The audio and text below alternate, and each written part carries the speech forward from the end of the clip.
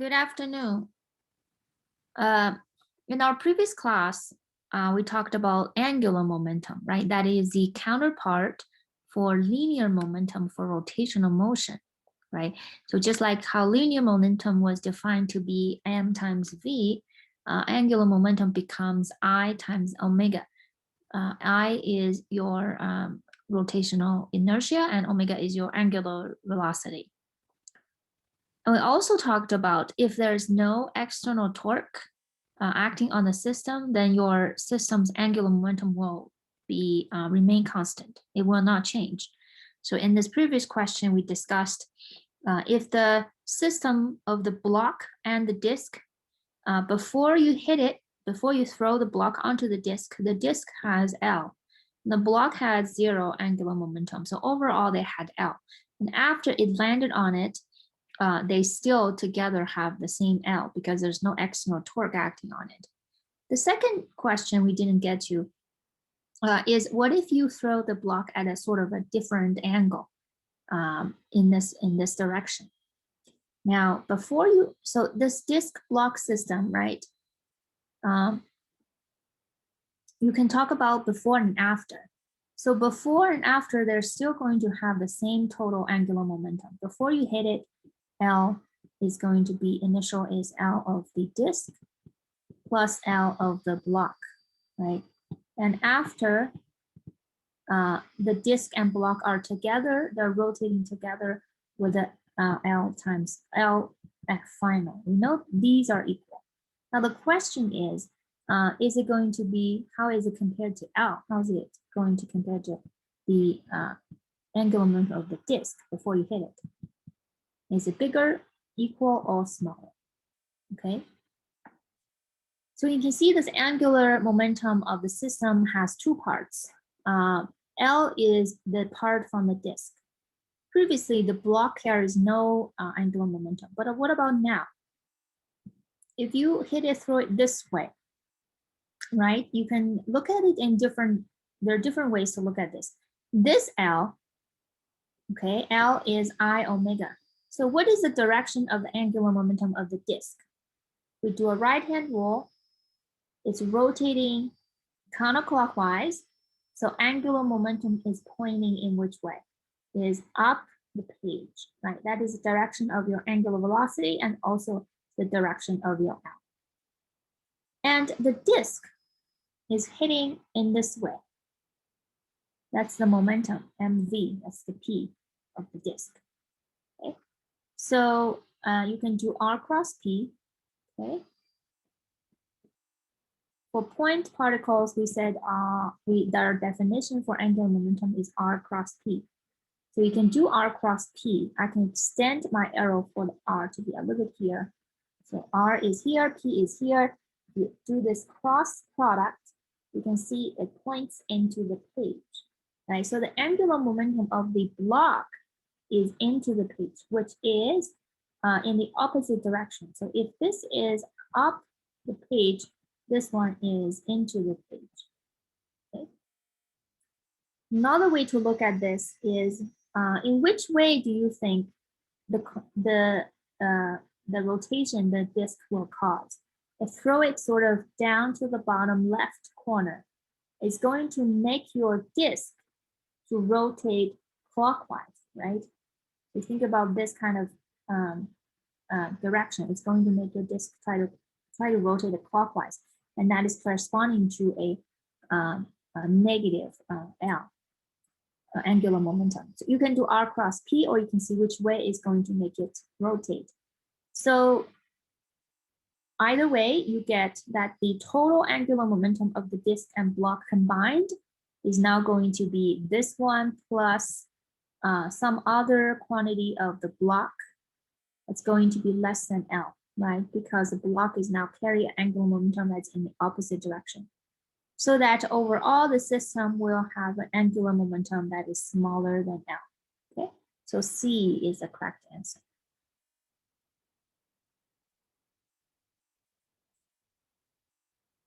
We can use conservation of angular momentum to understand a variety of different phenomena as well as solving some problems.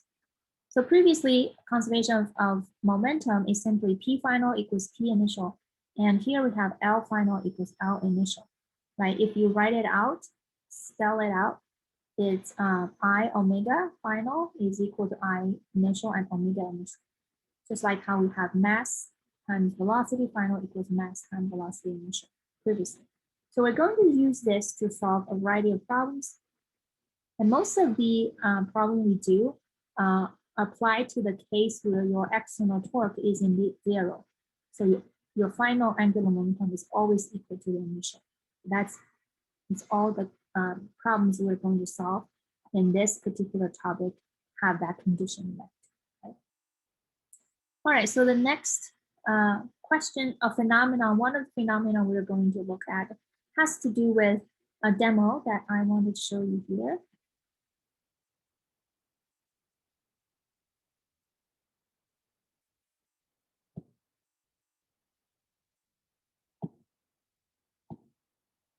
This is a demonstration of the conservation of angular momentum.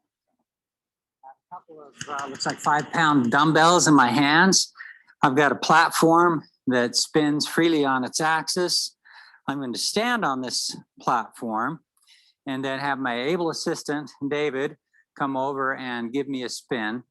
And then what I would like to do then at that point, I'm going to start with my arms out and then see how close I can bring the weight into my chest.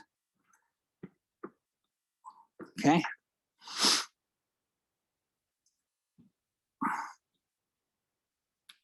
You can see my tie flying up. So ice skaters use this principle. They start off in going to their triple toe loop with their arms far apart or away from their bodies. Then they bring their arms in close and their legs in close to their bodies, so they spin fast. We will see a video about ice skating later. But just regarding this spinning platform demo, in the past, we can have students do this.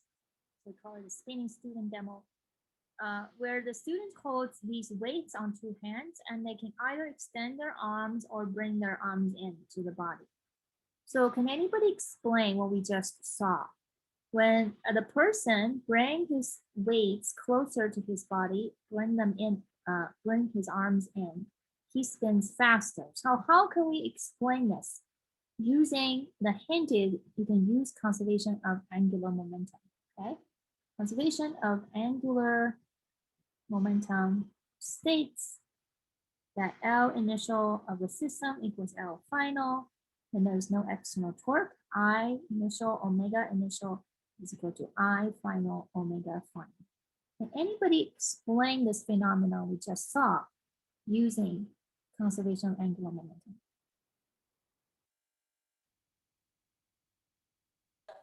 Because the moment of inertial final decreased, the angular velocity increased due to the conservation of momentum. Yes, very good. The moment of inertia decreased, and so this one decreased. So therefore, the speed, the angular velocity, the angular speed increased, so spinning faster.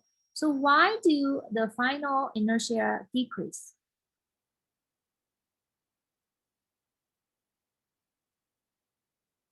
Because the 2 weights have a smaller radius. Yes, because you're bringing this part of your arm as well as the weight. These masses distribution, you bring them closer to the spinning axis, so you bring the R smaller. Yes, which give you a smaller rotational inertia. Very good. Thank you so much. So by doing that, we're changing the distribution of our masses. We're decreasing our rotational inertia. So as a result, we're increasing our angular speed. Okay, now we can see the application of that in ice skating as the professor was talking about earlier. So let's look at a demo.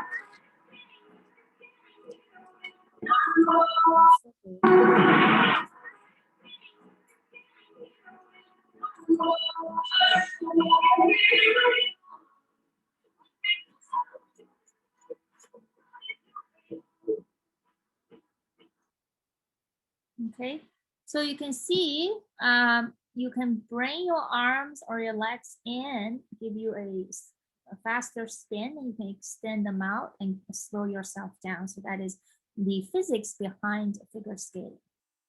Okay, so the next question has to do with a rotating platform holding a bicycle wheel. We will look at a relevant video later, but first of all, let's try to answer this question ourselves. Let's think about this. If I get on a rotation platform, the one you just saw, initially I rest and I'm holding a bicycle wheel, right? Initially, I rest holding the bicycle wheel, and then I start spinning the wheel, pointing the axis pointing up and spin it clockwise, okay? I spin in this way. So what will happen to me? What will happen to the person holding the wheel? I'll let you go ahead and discuss it for a minute or two, and then we can vote on this.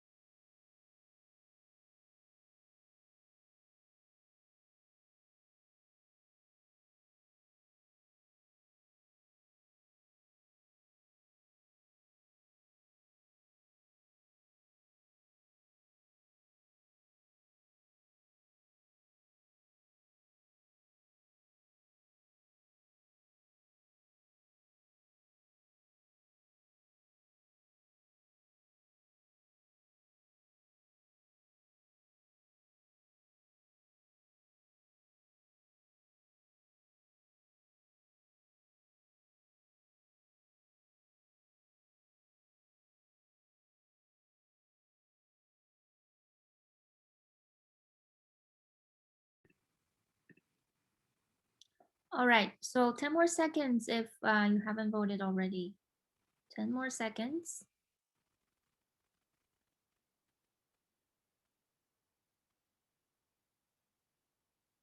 Okay, any last minute vote?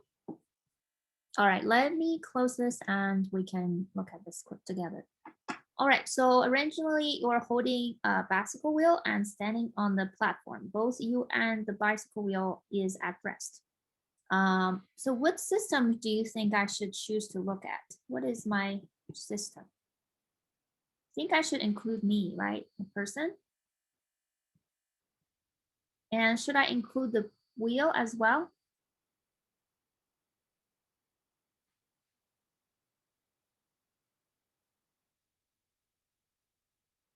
It looks like I should, because I spin the wheel. But if I look at the wheel and me together as a system, then there's no external force acting on the system. There's no force acting on me and the wheel together. So the system will have an angular momentum staying constant, initial equals to final. Okay. So before I spin anything, I'm standing here holding a wheel at rest. What is the angular momentum of the system initially when we are at rest? We're not spinning. So what is our angular momentum? 0. 0. Very good. Which means final, it should still be 0. But finally, the wheel starts spinning. I give it a counterclockwise, a clockwise rotation. So the wheel L of the wheel is clockwise plus the wheel of me. So me and the wheel together is still part of the system, and that still add up to be 0. Which means how do they still remain 0? Now, if the part of the system is clockwise, which way should I be spinning so that me plus wheel still end up to be 0? If one is spinning clockwise, which means that corresponding to a downward angular momentum, Counterclockwise? the other part has to be counterclockwise to give that 0 total angular momentum. Because during that process, there's no external force on the system. It's still me and the wheel, and there's nothing acting on the system. So I will start spinning counterclockwise. In fact, you can even tilt the wheel different directions to change the angular momentum of the wheel. In response to that, yourself will start spinning faster or slower and in different directions. That's all the different things you can do. Okay. All right, now let's look at a demo. After the demo, I want you to answer a particular question related to it.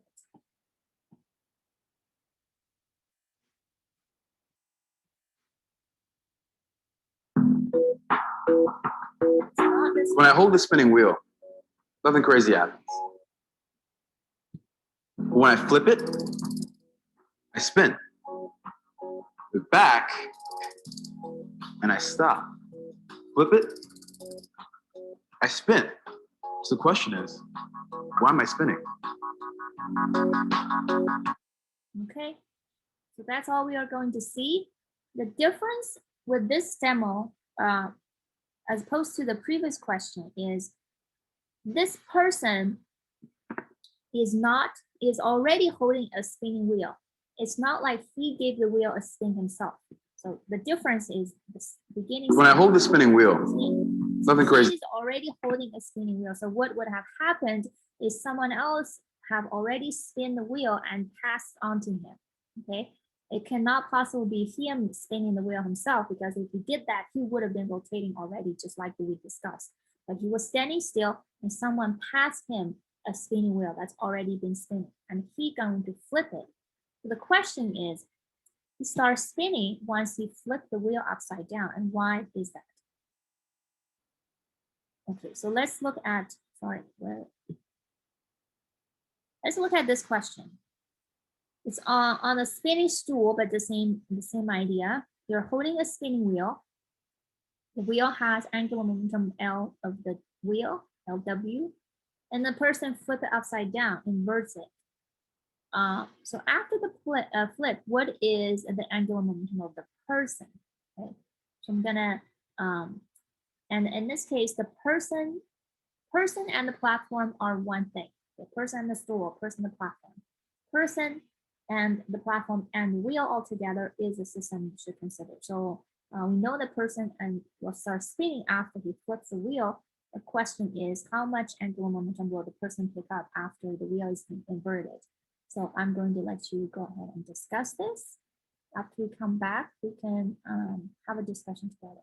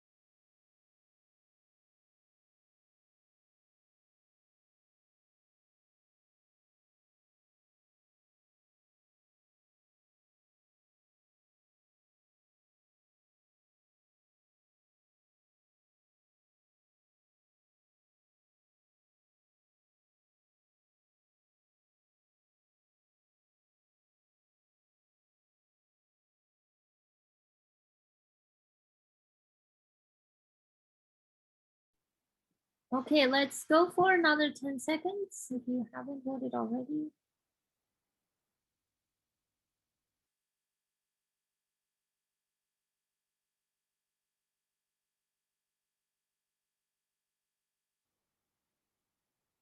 All right, let me go ahead and close it.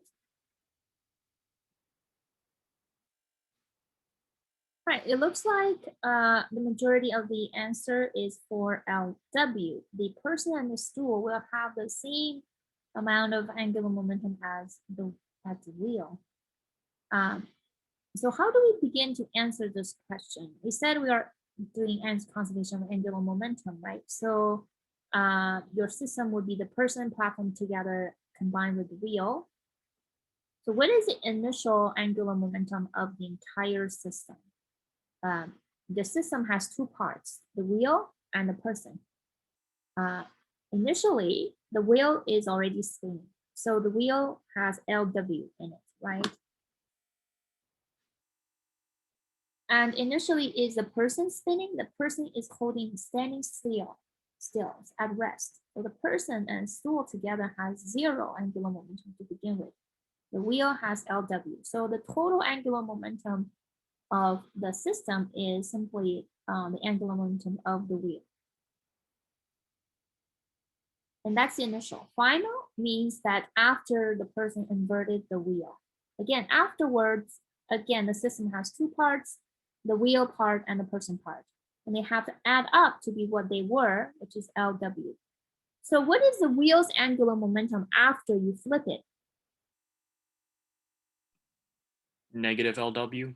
Yes, it will be negative LW because you simply change the directions. So if this LWF is negative LW, what is the final angular momentum of the person plus platform? 2 LW. You need 2 LW, yes, because you need them add together to still be LW, which you started out with. So if one of them flip direction, you can see this one has to be 2 LW. And that explains why the person starts spinning. Once you flip it, starts spinning.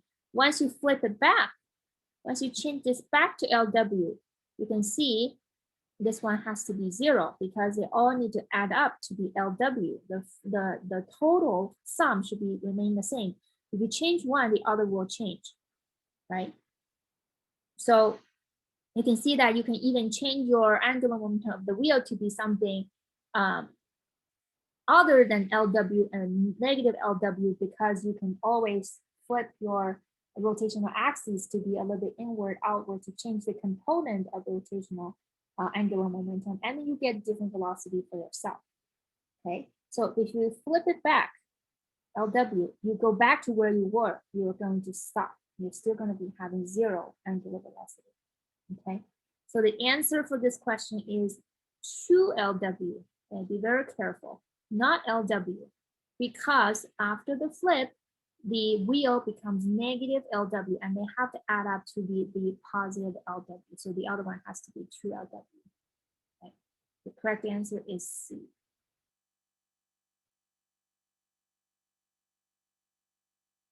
Okay, so now let's look at a couple of different questions. We have, so these has to do with, again, changing the distribution of the mass. So for example, you have a bug rides on a rotating disc and there's no friction. The bug crosses toward the center of the disc, climbing a little bit closer to the center. Okay, so as the bug moves inward, the magnitude of the angular momentum of the system, what happens to the angular momentum of the system? I'll let you go ahead and vote it here. Be careful what they're asking, okay? It's asking the total angular momentum of the system.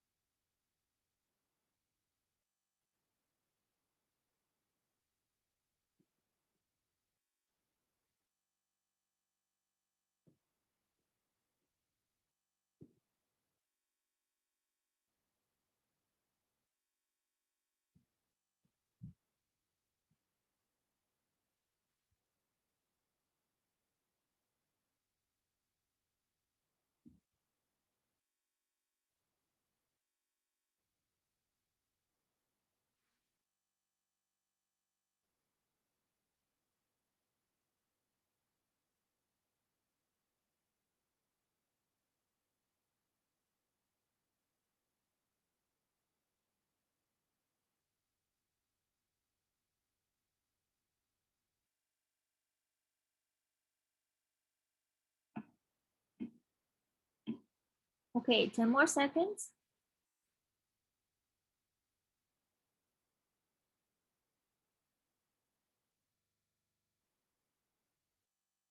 All right, any last minute vote? Okay, I'm going to close the head and close this. We're quite split between A increases and C remains constant. I agree with you. Something must increase, as you were probably thinking about the rotating platform and bring your arms in. Or the ice skating, when you bring your arms in, you're spinning faster. Yeah, I agree with you. If your bug is climbing inward, it's like bring the dumbbell in. You're going to spin faster. That is correct. But that is not what it's asking. It's not asking whether the platform speed will increase or not. It's asking what is the angular momentum of the system. So what do we have? We're talking about conservation of angular momentum where there's no external torque, right? Because at the axis, where the axis is, there's no external friction. So no torque. Your angular momentum of the system will remain constant, right? So L has to be a constant. It will not change. Answer should be C because it's asking about the angular momentum, right? If you were asking about something, the angular speed, you would have been correct. Okay, so next question, the same question. It's asking something different. As the bug moves inward, what about the kinetic energy of the system? Okay. Again, think a little bit about how we calculate rotational kinetic energy.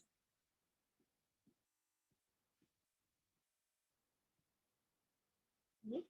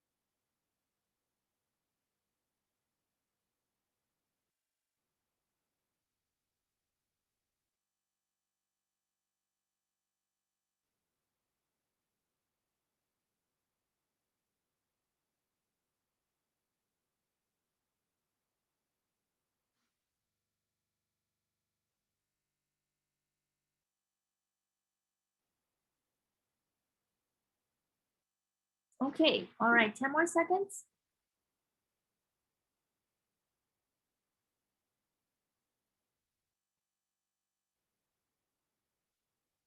All right, I'm gonna go ahead and close this. All right, so can anybody share their thoughts with us? Why do you think the kinetic energy of the system increase as the bug moves inward? Any thoughts? The angular velocity would increase.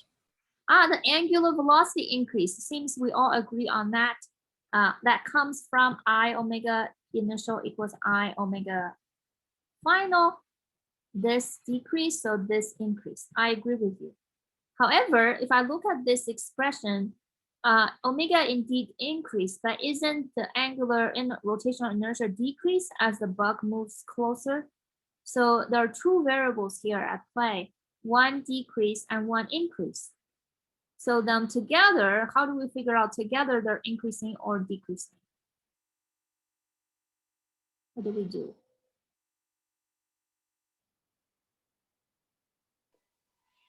When you brought the weight in, then things started to spin faster. So if kinetic energy is 1/2 IW squared, then you increase the angular velocity, which means you increase kinetic energy. Yes, W omega does increase, but what I'm saying is at the same time when omega increase, your rotational inertia is decreasing because the bug is moving closer to the center. So I decrease. In fact, the decreasing of the I is a reason of the increasing of the omega. So my point is we have two at play here. One of the variable decrease, one of the variable increase. How do you know overall they're increasing? The one that's increasing is squared. Ah, very good.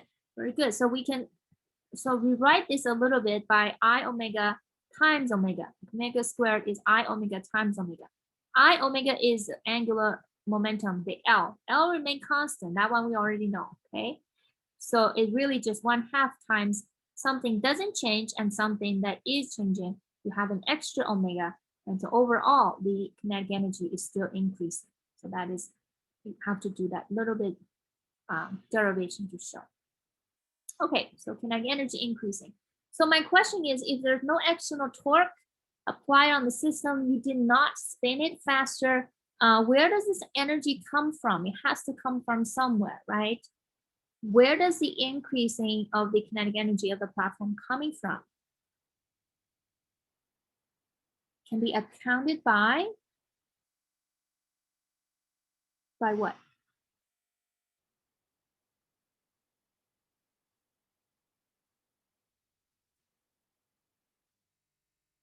You cannot just have energy increasing out of nowhere. It's always coming from somewhere. So where does this coming from?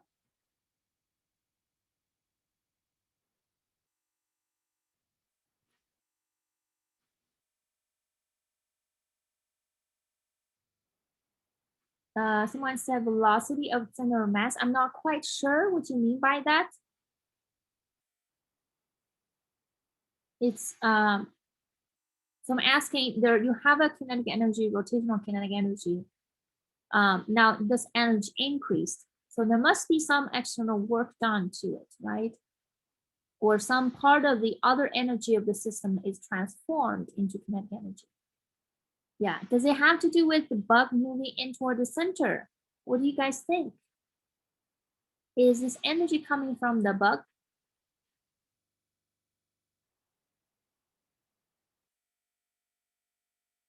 Is the bug working out by climbing? I think the answer is yes. It does come from the bug. It's from the bug's chemical energy inside the body. So it's the breakfast of the bug probably accounted for the increase of kinetic energy of this rotating platform. Yes, so it's does come from somewhere, coming from the bug. Very good. Okay, so this is a question, I believe, similar to your some of the question in your pre-lecture and checkpoint. So let's look at this together. We consider sort of a collision between two different disks. Is one that is rotating, okay, and the one that is not rotating. The one that is rotating have the same speed and have the same mass. So you can think the 1 I omega, they all give you the same angular momentum to begin with. But when they dropped onto another one, the two will become one system and they're all going to rotate together. So the question is, in which case is the final kinetic energy of the system biggest? Okay. So you can see that kinetic energy, as we said earlier, is 1/2 I omega squared. Okay. And there's something else we can do. We can do a little bit change to this to make this a little bit easier to do. So we can say I omega is L. But in this case, the difference between these two systems seems to be its angular momentum, its rotational inertia, because one of them has 1 m, the other has 2. So it seems like the I in case 1 is going to be smaller than I in case 2 because it has a smaller mass, right? So I'm going to try to make that I come up in my kinetic energy so I can compare. So I'm going to write this in terms of L squared over I, okay? Because you can see that L is I omega, right? So L squared is I squared omega squared divided by I, which is 1/2 I omega squared, okay? So I can rewrite my kinetic energy using this. So now you're really just comparing the two systems. You're comparing the L between them and you're comparing the I between them. Which one is bigger, okay? So L would be the one after the drop together, and I is again. So in case 1, you have M and N, okay? That's your system. In case 2, the system is M and 2M. All right, so which one has a bigger kinetic energy? I will, since I have already laid down some groundwork here, I will go ahead and let you look at this and start the voting.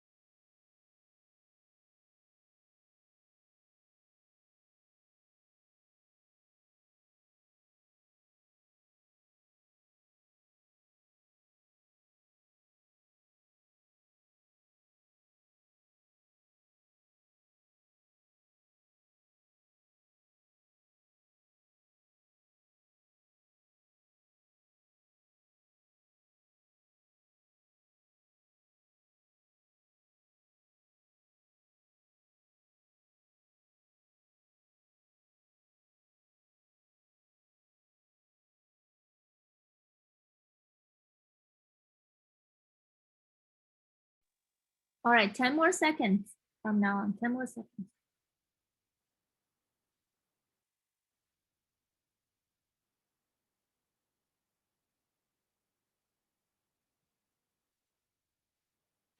All right, any last minute vote? If not, let's end this and take a look. All right, is it case 1 or case 2, or are they the same? So this is the kinetic energy of the two disks after you drop them. So they're spinning together. So it's talking about before and after, we're talking about the after. So after, we already know the rotational inertia for 1 is smaller than the 2 because in case 1 have a smaller mass, the other one is 2m, right? So I1 is less than I2. What about the L, the angular momentum of the two compared? The angular momentum of the system will remain a constant itself before you drop it and after you drop it, right? So we are comparing the, after you drop it, you compare these two together. But after you drop it, it's the same as before you drop it because angular momentum is conserved and remain constant in both cases. So what will happen? What happens before you drop it? Before you drop it, each of the system both contain an L because they both have a spinning disk, the exactly same spinning disk. And the other part of the system, what is the angular momentum of this one that is not spinning? That's just 0, right? That's not spinning. So each of them has a disk that's not spinning. Both of them contribute to 0. So combined, this one give you L, this one give you L. So after you drop it, this one is still L, this one will still remain to be L, okay? So L is the same for both. I1 is less than I2. Now I is on the denominator, so which means K1 is must be larger than K2. The kinetic energy of one must be bigger than the other, okay? So you can see this is still a play on the variables in the kinetic energy term by making the angular momentum variable constant. So it's easier to evaluate the expression if one of them remains constant. You look at those, now two of them, both of them are different. It might be a little bit harder to tell which one is which. Okay, so now let's look at a homework problem, okay? This is going to be on the homework. We're looking at a person, think about this as the merry-go-round or some other spinning disc, or merry-go-round may be a little bit easier to imagine. Person is standing there and the whole thing is rotating.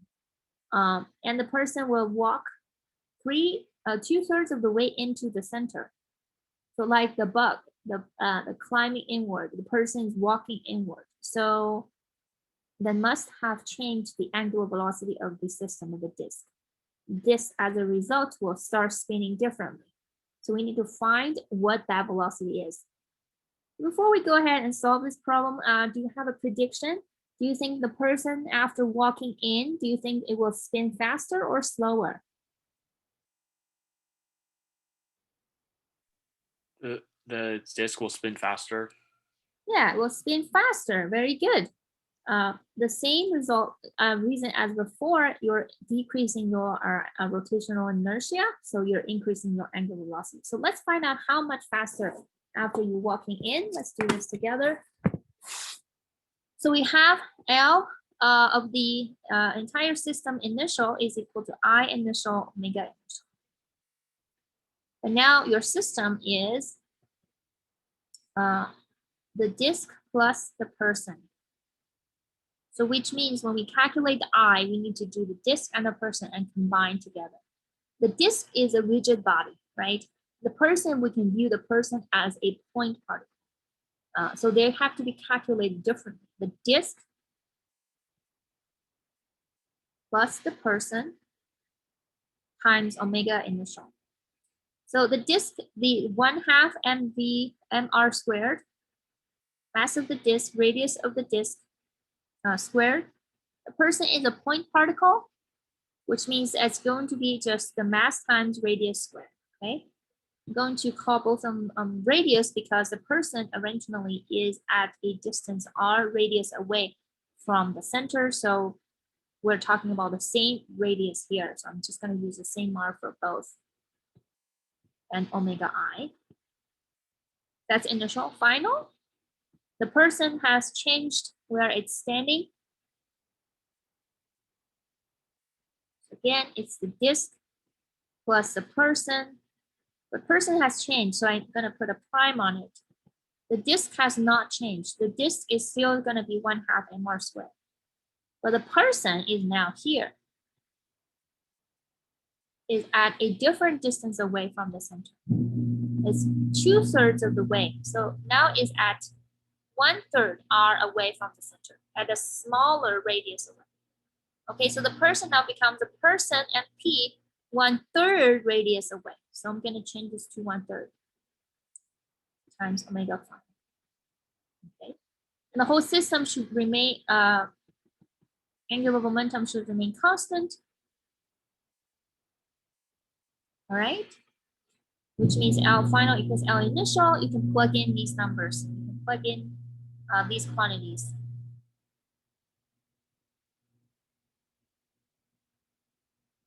Omega final equals 1/2 md r squared plus mp r squared omega initial. So omega final is going to be this divided by this. Okay. I can see r squared, I can cancel it out. So it becomes 1/2 md plus mp divided by 1/2 md plus 1/9 mp, because I got a 1/3 squared times omega initial. Okay. It's going to be larger than omega I, you can see. So plug in your numbers.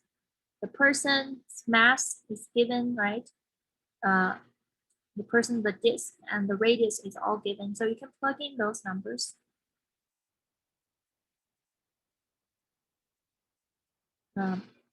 Disk 197, and the person is 72.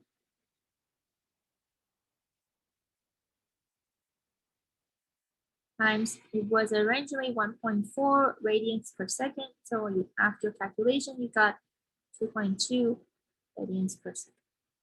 Okay, so that's the answer. You will have different numbers in your homework, but the process and the method is the same. Okay, there's another example that's a very classic example you will usually encounter in these type of problems. It's in your pre-lecture, so you have already seen this already. I just wanted to highlight this a little bit more.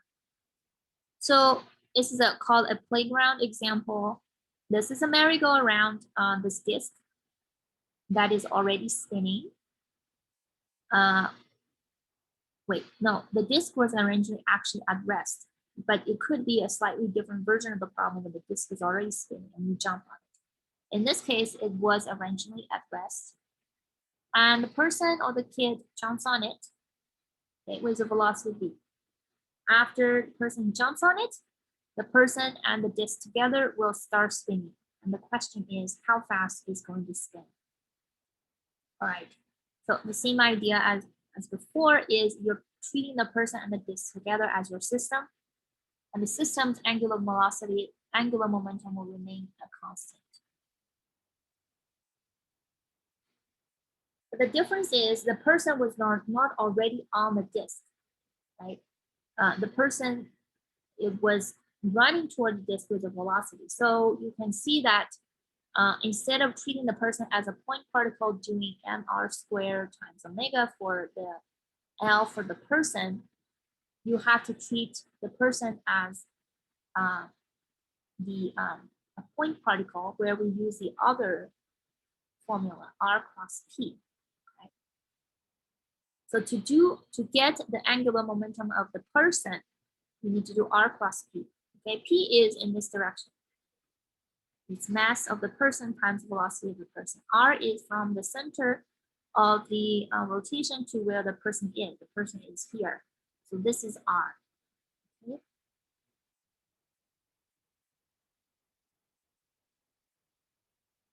So you can see that because they're perpendicular, the cross product becomes a multiplication. It's simply m times 3 times the radius R. So that is before. That's before you're doing it. And if you do the direction of your rotation, you can see R cross P give you a velocity, give you angular momentum upward. So the whole system will start spinning counterclockwise, which makes sense. While you're jumping on this way, you kind of push the whole thing to rotate counterclockwise. Okay, so that is your angular momentum before. We said L initial equals L final. L initial is just going to be mvr.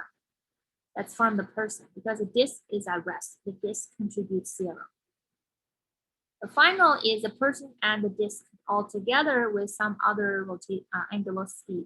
So finally, now you can see the person as a point particle, mr squared, the angular with special rotational inertia of the person.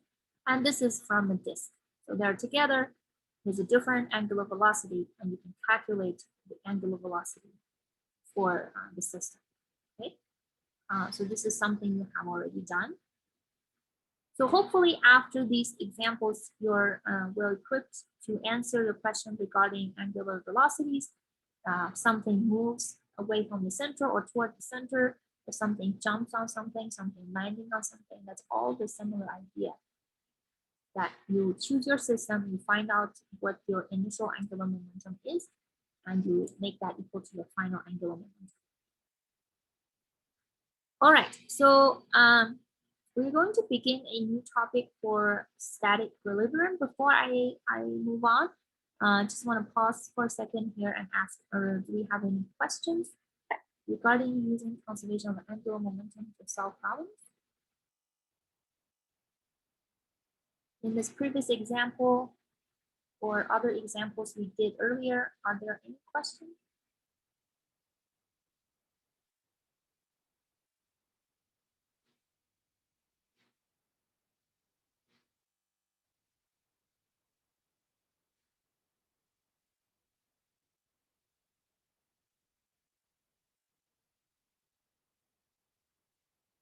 Okay, no questions? All right, so I'm going to move on to something called static equilibrium. This is a new topic, but the physics is old. We don't have to relearn everything we have learned. We just simply need to reorganize them a little bit. So we're talking about rotation, right? So when something is at equilibrium, meaning that it's balanced, when we have just a point particle, when we do Newton's second law, when all the forces are canceling each other, the net force is 0. Well, if the net force is 0, meaning it's at equilibrium, right? It's either if it were originally at rest, it was remaining at rest. If we're already moving, it will remain moving with that constant velocity because all the forces are zero. Now canceling out to be net force zero, there's no acceleration. But with rigid body, with something that is more than just a point particle, something remains static, it has to stay still, means not only the forces has to cancel, the torque also has to cancel. Because what the force does is making it doing translational motion. The torque does is making do rotational motion. But if it's sitting still, meaning neither of those motions should be happening. It's not neither moving this way or rotating this way. So both of the force and the torque has to be zero, right? We were very well comfortable with doing this. Now we simply just need to add all the torque has to add up to be zero. So you can see in that regard, it's old physics, but by combining them together to look at static equilibrium is a new topic. And that's really important for engineers in designing buildings and ladders, balancing beams, bridges. All of these has to have force and torque to be both zero for those things to not to be in stable conditions. Okay. All right. To start out with the checkpoint question you have just did today, we're doing this balancing of this little pointing thing, okay, of a complicated system. What is a system? This system consists of a bar of a beam with a mass m and the length l, and on one side of the beam you also hang a separate mass of a red sphere with a mass m. So it's asking, is this object balanced? Well, we say, okay, if something is balanced, we need all the forces to add up to be zero. We need all the torque to add up to be zero. So now let's look at them one by one. Is the object balanced? We need all the forces to be zero. Does it look like all the forces could cancel out?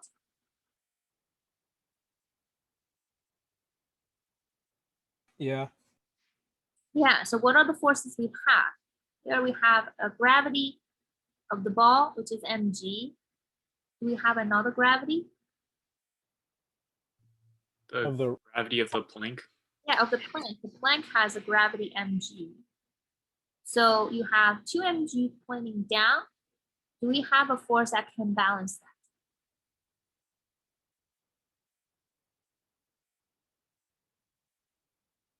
normal force of the pivot. Yes, very good. This must exert a force 2 mg upward to balance that. So the pivot seems to be able to produce as much force as we need. As long as you don't break the Planck, you can make it as heavy as you want, and you can always count on it to be balanced. So this seems to work. Now, what about the torque? Okay, so this force on the left-hand side will generate a torque. So it's going to be mg times, what is the torque? R cross F. So it's going to be the distance from your rotational pivot point to where the force is acted. The force is on this end. This is the pivot point. So it's R, it's L/4 times mg. So that is the torque generated by the sphere. Is there another torque that can balance that?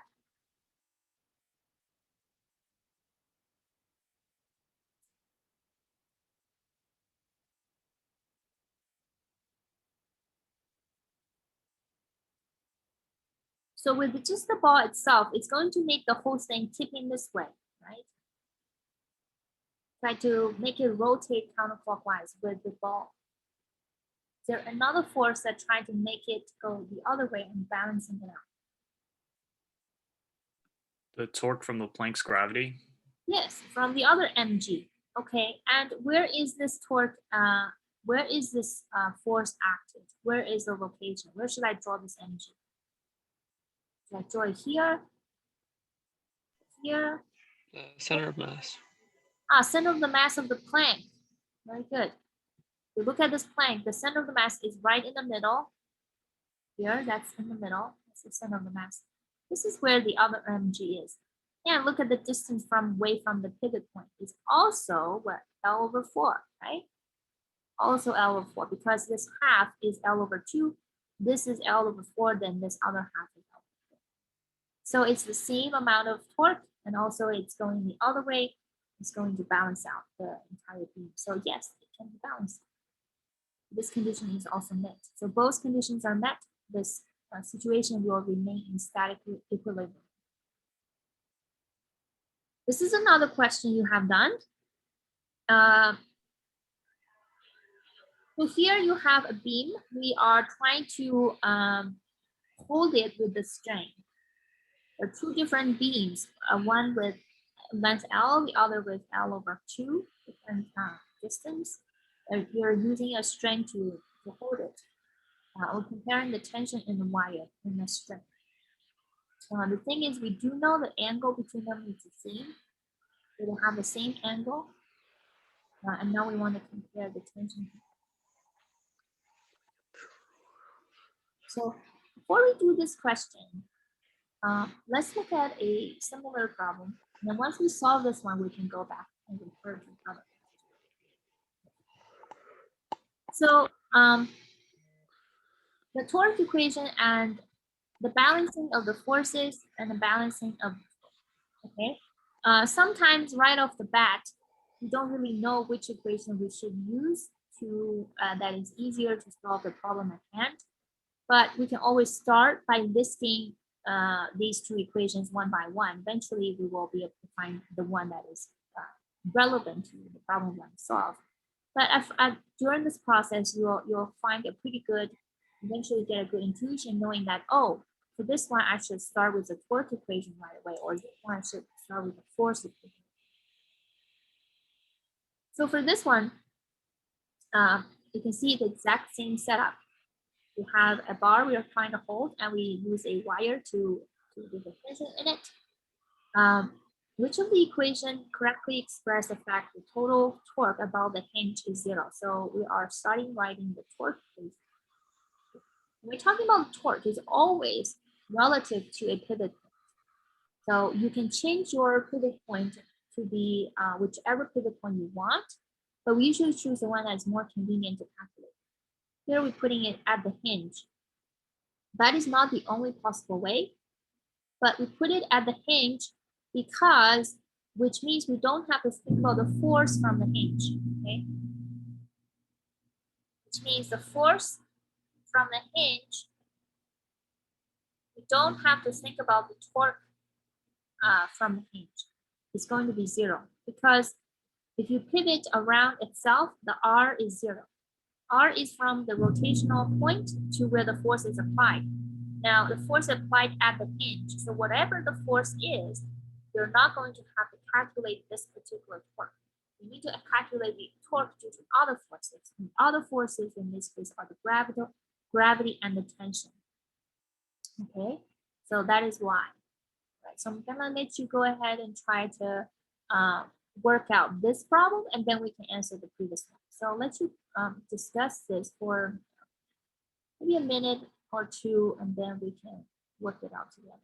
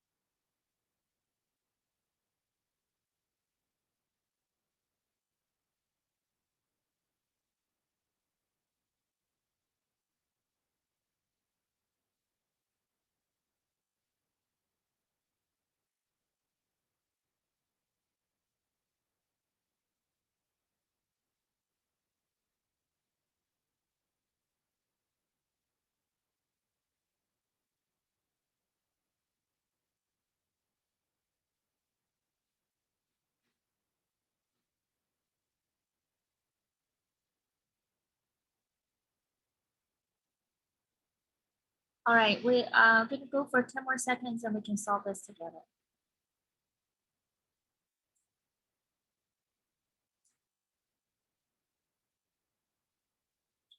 All right, any last minute vote? Okay, let's take a look at your results. Let's go between A and C. We kind of all agree the angle seems to make a difference, right? We should have an angle in our equation.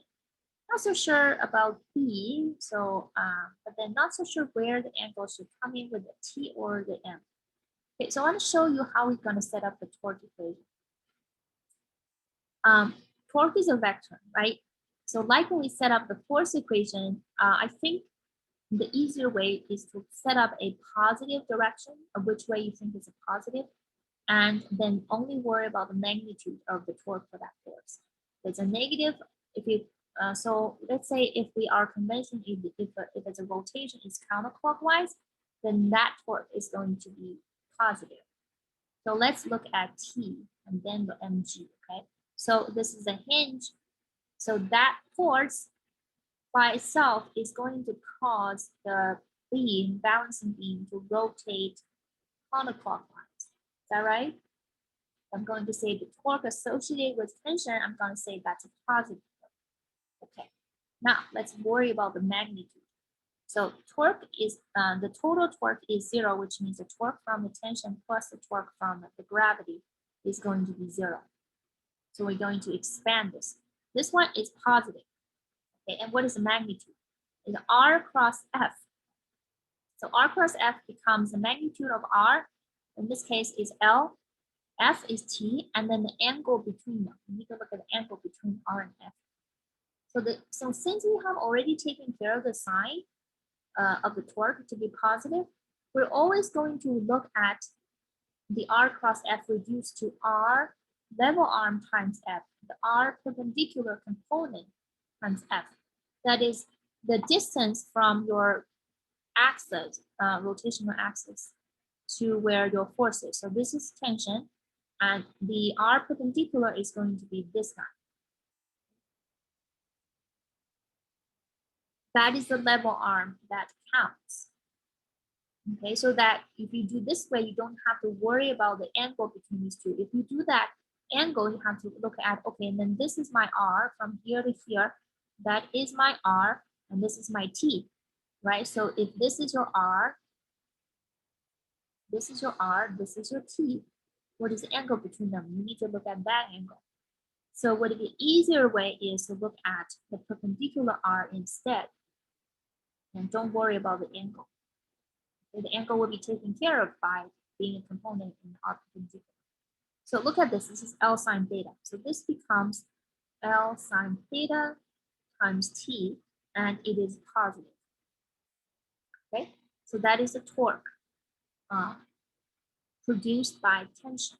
And then the torque produced by the mass, weight of the beam. So the weight of the beam, if you hold your axis here, the weight of the beam is going to, or try to cause a rotation to make the whole thing spinning clockwise, right?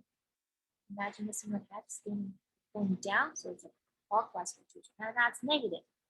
It's negative. Okay, and then the G is R times F. So R is from here to here, so L over 2 times mg, and these are already perpendicular to each other. You can see that the R is already perpendicular to your F, so you don't have to add any angle in here. This L over 2 is already your level arm. Let's see if in these two terms and they add up to 0, so which gives you A as your characteristic. Okay, all right, so what do we get from this equation? We simplify, cancels L, we say, okay, the tension is now going to be mg over 2 sine theta. Okay, with that, we can use it in our pre-lecture. Okay, in these two cases, tension 1 and tension 2, they have the same M, right? They have the same angle, right? So they're going to give you the same tension because we have derived this equation from the torque equation. And we know that this length doesn't really matter because you can see it previously already can cancel out from the two sides of the equation. Okay, So the answer is same, they are the same. Okay, so this is the application of the torque equation. We'll continue to solve a little bit more problems coming up in the next week to do static equilibrium. Okay. All right, so that's all we have for today. I will see you guys next week. Have a good rest of the week. Bye, everyone. Thank you, Thank you, Professor. Professor. Have a great week. Thank you, Professor. Okay, bye-bye.